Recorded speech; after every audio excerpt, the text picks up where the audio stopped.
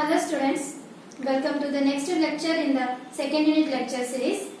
In the lecture number 1, we have seen the basic difference between the Fourier series and Fourier transform, and you know the Fourier series exists only for periodic signals and Fourier transform exists only for non-periodic signal. Though the signal is periodic, we cannot confirm that Fourier series expansion is possible. It has to satisfy the three Dirichlet conditions that we have seen in the lecture number 1 with the examples, and in the lecture number 2 we have three various types of Fourier series are there. Number 1, trigonometric Fourier series, and 2, complex exponential Fourier series, and 3, polar Fourier series. And we have seen in the lecture number 2 in depth about the trigonometric Fourier series expansion, which is x of t is equal to a naught. I have written the formula here and evaluated the three Fourier coefficients also, a naught, an and bn. Now we will discuss some problems related to the trigonometric Fourier series. Now I am giving you one signal here and I am asking you expand the signal in trigonometric Fourier series. Before that, all periodic signals, only for the periodic signals the Fourier series expansion is possible. Then we need to confirm, we need to check whether the given signal is periodic or not. Periodic or not. And you know periodic means what?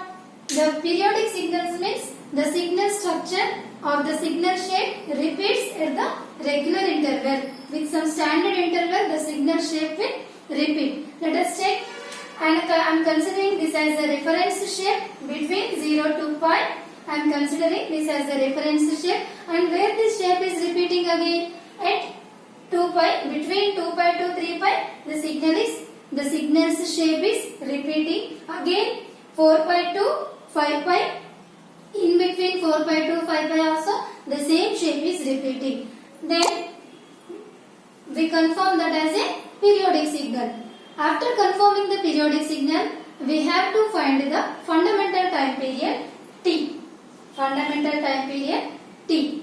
Then so the signal, the reference signal starts at 0 and the same signal shape repeats at 2 pi. Then the fundamental time period is 2 pi. If I have considered these two successive shapes, then between 2 pi to 4 pi, the time period will be again 2 pi. So it is following the regular and standard interval. Then find out the time period t is equal to 2 pi. Then this is the first step you have to do. Find out the time period. Then second is write the signal expression. Write the signal function. Here I have given you the graphical signal. Now you write that graphical signal in terms of the functional representation. So x of t is equal to the signal x of t is equal to, this is a sinusoidal kind of signal only. Then here the amplitude is a sine omega naught t.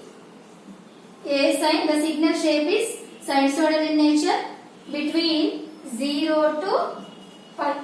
Between 0 to pi, the signal is a sine omega naught t. And what about between pi to 2 pi? There is no signal. No signal means amplitude is 0. Amplitude is 0, pi and 2 pi. Then, and you know the fundamental frequency formula omega naught is equal to 2 pi by omega naught is equal to 2 pi by t. That is 2 pi by, and we know time period is 2 pi, then that is t is equal to 2 pi, and we got time period as,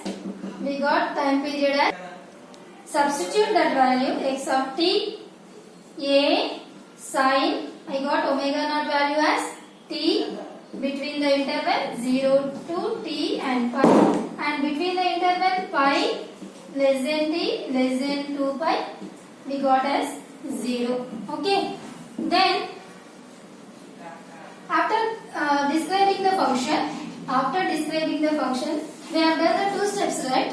One is we calculated the time period and we have written the functional representation. Now the Fourier coefficients you have to find. The three Fourier coefficients you have to find. So what is the formula for A naught? 1 by T integral over T naught to T naught plus T x of T dt. Okay. So then substitute, and here we require the lower limit and upper limit also. We require the lower limit and upper limit. Now you can consider the any signal shape because it is a periodic signal. Even I can consider the limit from 2 pi to 4 pi also. But the evaluation will be more complex. That is why consider the signal near to the origin. Consider the signal shape near to the origin. Here lower limit T naught is equal to 0 and upper limit T naught plus T. And you know T naught value is 0 and T value is 2 pi. These are your limits. Okay. Then substitute those values. Time period 2 pi and lower limit 0 and upper limit 2 pi. And you know the functional description x of t is a sin t dt. Okay. Then 1 by 2 pi and your signal is exist only between 0 to pi, not between 0 to 2 pi. Between pi to 2 pi your signal value is 0. Okay. Then 0 to pi a sin t dt. Then a is a constant because a is nothing but simply amplitude. Amplitude is a constant. So take away from the integration a by 2 pi integration 0 to pi sin t dt. Now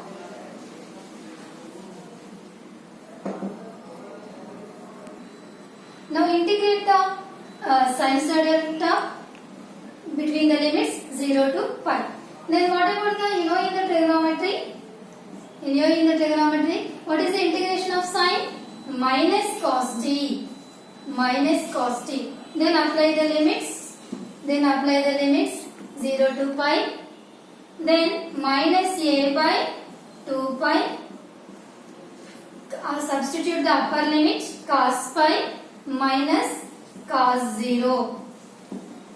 And what about the cos pi value? Cos pi value is minus 1. What about the cos 0 value? Minus 1. Then finally you got minus 1, minus 1, minus 2, and this minus and minus will be plus, that is 2a by 2 pi, and 2 and 2 gets cancelled, which is a by pi. Finally you got the first Fourier coefficient value a naught is equal to a by pi. Next we need to find the second coefficient an, and I have written the an formula. Then substitute the parameters, which is t 2 by pi, and the limits. The signal exists only for 0 to pi, which is a sin t, and cos n, omega naught value 1 cos nt dt. Then 2 and 2 gets cancelled, and a is the constant. Bring out of the integration a by pi integration 0 to pi sin t and cos nt dt. Now you have to integrate this one. And we need some trigonometric formulas required here. Then you know the formula 2 sin a cos b, right? 2 sin a cos b expansion you know. Then we need to arrange. We have to arrange the 2 and multiplication and division, which is a by 2 pi. And what is the 2 sin a cos b formula?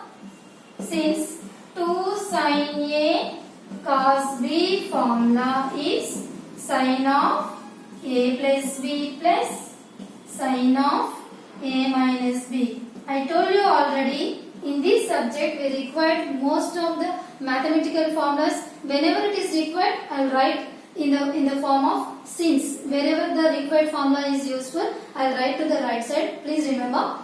Then apply this formula for here. Then sin of 1 plus n 1 plus nt plus sin of 1 minus nt. Okay. 0 to pi and dt. Now you have to do the integration. Again, sin integration is minus cos of 1 plus nt, and it is a 1 plus n is the coefficient. Sin integration is minus cos and the coefficient 1 plus n will come down. Even the same, sin of 1 minus n integration will be minus cos of 1 minus n, and this 1 minus n coefficient will come down. Now bring this minus from out of the these two terms, minus a by 2 pi and cos, and here plus 1 will come. Now apply the limits. Here, that is minus a by 2 pi cos of 1 plus n pi minus cos 0 by 1 plus n is the first term. Then second term plus 1 cos of 1 minus n into t minus cos 0 by 1 minus n is the second term. Okay. Now based on n values, the trigonometry value will be there based on n. Consider if n is an odd number. If n is odd, which means consider 1, 3, 5, 7, which are odd numbers. Then what about this value cos of 1 plus n pi value? Cos of 1 plus n pi value. Let us take for example n is equal to 1 here. Substitute cos 2 pi. Cos 2 pi value from the trigonometry, cos 2 pi value. Cos 2 pi is same as cos 0. Then that is 1. Then even calculate for the cos of 1 minus n pi. Consider the same n is equal to 1 value. Then cos 0. This is also 1.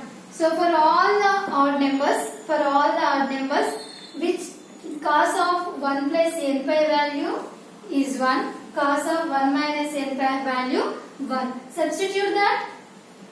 Minus a by 2 pi 1 minus cos 0 value 1 minus 1 by 1 plus n minus again 1 minus 1 by 1 minus n, and this is 0 and this is also 0. Finally you got the value of an is 0. For which numbers? For which n? The n will take which numbers? Only for odd numbers. Now let us check for the even numbers. Now if n takes even numbers like 2, 4, 6, 8 and so on, then what about this cos 1 plus n pi value and cos 1 minus n pi value? Okay, let us check for n is equal to 2. Let us check for n is equal to sample. Then that is cos 3 pi and this is cos of 2, 1 minus 2 minus 1, cos of minus pi, cos minus is cos only, then cos pi. So cos 3 pi, cos 270 is same as cos 180 only, and that is minus 1 and this is minus 1. So the value minus 1 is same for all the even numbers. Now substitute that, which is an is equal to minus a by 2 pi minus 1 and cos 0 value minus 1 by 1 plus n minus 1 by 1 minus n, and you got minus a by 2 pi minus 2 by 1 plus n and in between plus 2 minus 2 by 1 minus n, and finally you got a by 2 pi, and you can take 2 common, and that is 1 plus n minus of 1 minus n, and 2 gets cancelled. A by pi 1 minus n plus 1 plus n by 1 minus n square. I am just simply simplifying the expansion, and n gets cancelled. Finally you got 2a pi into 1 minus n square as an coefficient for even number of n's. The Fourier coefficient based on the n value, it is changing. If the n value is odd, you are getting the Fourier coefficient an as 0. But based on if you are taking the n number as n as even number, you are getting this expansion.